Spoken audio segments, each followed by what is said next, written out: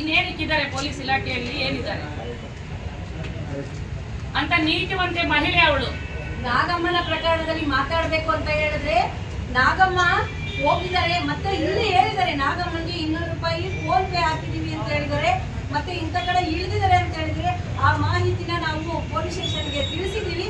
ಆ ಮಹಿಳೆನ ಕರೆದು ಇವರು ವಿಚಾರಣೆ ಮಾಡೋಕ್ಕೂ ಕೂಡ ಹಿಂದೆ ಮುಂದೆ ನೋಡ್ತಾ ಇದ್ದಾರೆ ಅಂತ ಹೇಳಿದ್ರೆ ಯಾಕೆ ಅಂದ್ರೆ ಒಬ್ಬ ದಲಿತ ಮಹಿಳೆ ಮತ್ತೆ ಪುರಸಭೆಯಲ್ಲಿ ಕಸ ಎತ್ತ ಮಹಿಳೆ ಅಂತ ನೆಗ್ಲೆಕ್ಟ್ ಮಾಡ್ತಾ ಇದ್ದೀರೋ ಅಂತ ನಮ್ಗೆ ಅರ್ಥ ಆಗ್ತಾ ಇಲ್ಲ.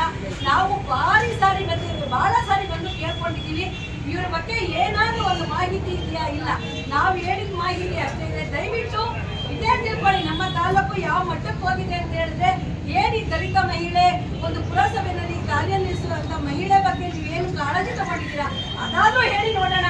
ಖಂಡಿತ ನೀವೇನು ಮಾಡಿಲ್ಲ, ನಾವ್ ಹೇಳಿದ್ರೆ ಮಾತ್ರ ಮೆಸೇಜ್ ಮಾಡ್ತಾ ಇದ್ದೀರಾ. ಆದ್ರಿಂದ ನಿಜವಾಗ್ಲೂ ಇನ್ನು ಮುಂದಿನ ದಿನಗಳಲ್ಲಿ ಮಹಿಳೆಯರಿಗೆ ಏನಾದ್ರೂ ತೊಂದರೆ ಆದಾಗ ನಾವು ನಿಮ್ಮ ಮೇಲೆ ಉಗ್ರ ಹೋರಾಟ ಮಾಡೇ ಮಾಡ್ತೀವಿ ಅಂತ ಹೇಳಿ ಈ ರೀತಿ ನೀವು ಎಚ್ಚರಿಕೆಯನ್ನ ಕೊಡ್ತಾ ಇದ್ದೀವಿ.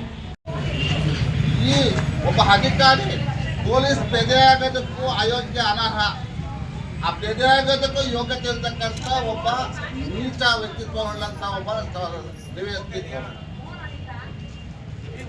ಇವತ್ತು ಹೆಣ್ಣು ಮಕ್ಕಳು ಮುಕ್ತವಾಗಿ ಎಲ್ಲದನ್ನ ಸ್ವತಂತ್ರವಾಗಿ ನಾವು ಹೊರಗಡೆ ಹೋಗಿ ಬರ್ತೀವಿ, ಇಲ್ಲ ಯಾವುದೋ ಒಂದು ಕೆಲಸಕ್ಕೆ ಹೋಗಿ ನಾವು ವಾಪಸ್ ಬರ್ತೀವಿ ಅನ್ನೋ ರಾಮಚಂದ್ರಪ್ಪ ಅವರು ಒಂದ ಹೆಣ್ಣು ಮಕ್ಕಳ ಹತ್ರ ಅಸಭ್ಯವಾಗಿ ವರ್ತನೆ ಮಾಡಿರೋ ವಿಡಿಯೋ ಎಲ್ಲಾ ಕಡೆ ವೈರಲ್ ಆಗಿದೆ.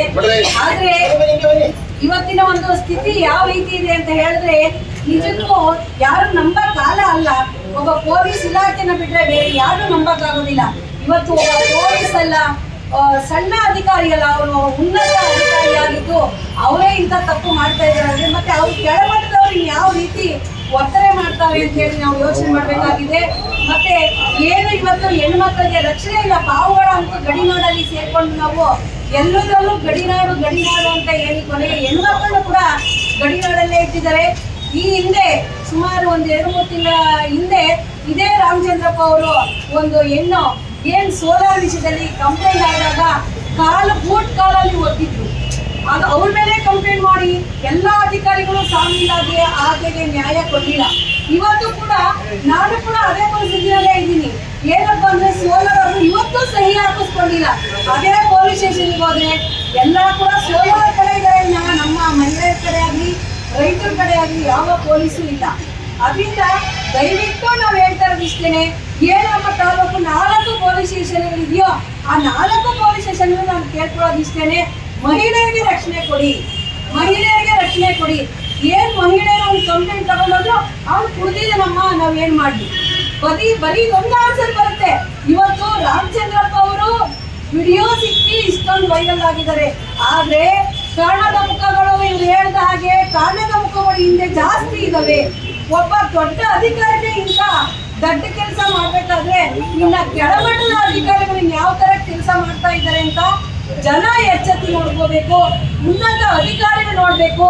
ನಮ್ಮ ಉನ್ನತ ಸಚಿವರಾದ ನಮ್ಮ ಉಸ್ತುವಾರಿ ಸಚಿವರಾದಂತ ಪರಮೇಶ್ ಸರ್ ಒಂದ್ಸರಿ ನೋಡಿ, ಯಾಕೆ ನಿಮ್ಮ ಪೊಲೀಸ್ ಇಲಾಖೆ ಈ ತರ ಬೀದಿಗೆ ಇಳಿತಾ ಇದೆ, ಮತ್ತೆ ನೀವೇ ರಕ್ಷಣೆ ಕೊಡೋರಾಗಿ ಇವತ್ತು ನಮಗೆ ರಕ್ಷಣೆ ಇಲ್ಲ ತರ ಮಾಡ್ತಾ ಇದ್ದೀರಾ, ಪಾವುಗಳ ನಿರ್ಲಕ್ಷ್ಯ ಮಾಡ್ತಾ ಇದ್ದೀರಾ.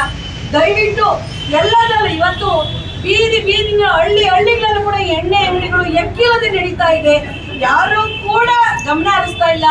ಮೊನ್ನೆ ನಮ್ಮ ತಾಲೂಕು ಶಾಸಕರು ಉಗ್ರವಾಗಿ ಖಂಡಿಸಿದ್ದಾರೆ, ನೀವು ಅದನ್ನ ಕಂಟ್ರೋಲ್ ಮಾಡ್ಬೇಕು ಅಂತ ಹೇಳಿ. ಆದ್ರೆ ಇದುವರೆಗೂ ಕೂಡ ಯಾವ ಅಧಿಕಾರಿ ಕೂಡ ಅದನ್ನ ಗಮನಕ್ಕೆ ತಗೊಂಡಿಲ್ಲ. ಇವತ್ತು ನಾವೇನಾದ್ರೂ ಮನೆಯಲ್ಲಿ ಇದ್ರೂ ಕೂಡ ಅಂಗಡಿಯಲ್ಲಿ ಅಗಲೇನೆ ಸರ ಕಿತ್ಕೊಂಡು ಹೋಗಿರೋಂಥ ಪ್ರಕರಣ ಪಾವಗಡದಲ್ಲಿ ನಡೆದಿದೆ. ಗಂಡನ ಜೊತೆ ಹೆಂಡತಿ ಗಾಡಿಯಲ್ಲಿ ಹೋಗ್ಬೇಕಾದ್ರೆ ಅವ್ರನ್ನ ಅಡ್ಡಗಟ್ಟಿ ಇದೇ ಒಂದು ಪಾವಗಡದಲ್ಲಿ ಆ ಕೇಸ್ ಆಗಿದೆ. ಮತ್ತೆ ಒಂದೊಂದು ರಾತ್ರಿಗೆ 3 ಕಳ್ತನ ಆಗ್ತಾ ಇದೆ. ಬೀಟುಗಳಿಲ್ಲ, ಕೇಳಿದ್ರೆ ಪೊಲೀಸ್ ಇಲ್ಲ ಅಂತ ಹೇಳ್ತಾರೆ, ಮತ್ತೆ ಸಿಬ್ಬಂದಿ ಕೊರತೆ ಅಂತ ಹೇಳ್ತಾರೆ. ಆದ್ರೆ ಸಿಬ್ಬಂದಿ ಕೊರತೆ ಪಾವುಗಳನ್ನ ಬಿಟ್ಬಿಟ್ಟಿದ್ದಾರೆ. ಅದರಿಂದ ನಾವು ಇವತ್ತು ಏನು ಇಡೀ ತಾಲೂಕು ಮಹಿಳೆಯರಿಗೆ ಸೇರ್ಬೇಕು ಅಂತ ಹೇಳಿ ಒಂದು ಸಮಾಲೋಚನೆ ನಡೆದಿತ್ತು. ಆದ್ರೆ ನಾವು ಯಾಕೆ ಬೇಡ ಅಂತೀವಿ ಅಂತಂದ್ರೆ ಅವನ್ನ ಅಮಾನತು ಮಾಡಿದೆ ಸರ್ಕಾರ. ಮುಂದಿನ ಒಂದು ಒಳ್ಳೆ ಒಂದು ಆದೇಶನ ಸರ್ಕಾರ ಕೊಡುತ್ತೆ ಅನ್ನೋ ಒಂದೇ ಒಂದು ಉದ್ದೇಶದಿಂದ ಇವತ್ತು ಇದು ಏನು ಹೋಬಳಿ ವಾರು ಮಾತ್ರ ಲೀಡರ್ಸ್ಗಳು ಇವತ್ತು ಹೋರಾಟಕ್ಕೆ ಭಾಗವಹಿಸಿದೀವಿ. ದೊಡ್ಡ ಹೋರಾಟ ಕಂಟ್ರೋಲ್ ಮಾಡಿದೀವಿ. ಯಾಕೆ ಅಂತ ಹೇಳಿದ್ರೆ ಅವ್ರನ್ನ